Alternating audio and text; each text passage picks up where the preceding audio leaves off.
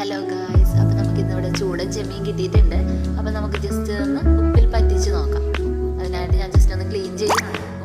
നന്നായിട്ട് ക്ലീൻ ചെയ്യാം. ഞാനിതെല്ലാം നന്നായിട്ട് ക്ലീൻ ചെയ്തതിന് ശേഷം ഒന്ന് ജസ്റ്റ് വാഷ് ചെയ്തും കൂടി എടുക്കുന്നുണ്ട്.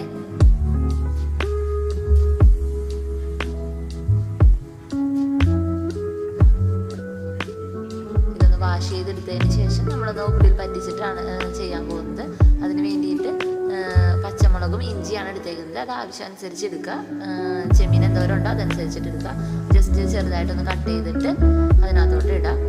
അതിൻ്റെ ഒപ്പം തന്നെ ഉപ്പും മഞ്ഞൾപ്പൊടിയും കൂടെ ആഡ് ചെയ്ത് കൊടുക്കുന്നുണ്ട്. നമ്മൾ എന്തോരം ക്വാണ്ടിറ്റിയിലാണോ ചെമ്മീൻ എടുത്തേക്കുന്നത് അതനുസരിച്ചിട്ട് ആഡ് ചെയ്ത് കൊടുത്താൽ മതി.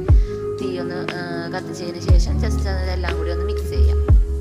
ഞാനിപ്പോൾ അതിനകത്തോട്ട് വെള്ളം ആഡ് ചെയ്തിട്ടില്ല, കാരണം ഓൾറെഡി അതിപ്പോൾ പറ്റി വരുമ്പോഴേക്കും അതിനകത്ത് തന്നെ വെള്ളം നമുക്ക് അതിനകത്ത് വരും. അപ്പോൾ പിന്നെ ഞാൻ ആഡ് ചെയ്തിട്ടില്ല. ഇപ്പോൾ നിങ്ങൾ ആഡ് ചെയ്യുന്നുണ്ടെങ്കിൽ അങ്ങനെ ചെയ്യാം. ഇപ്പോൾ നമുക്ക് ജസ്റ്റ് ഉപ്പിൽ പറ്റിച്ച ചെമ്മീനാണ് ഇപ്പോൾ റെഡി ആയേക്കുന്നത്.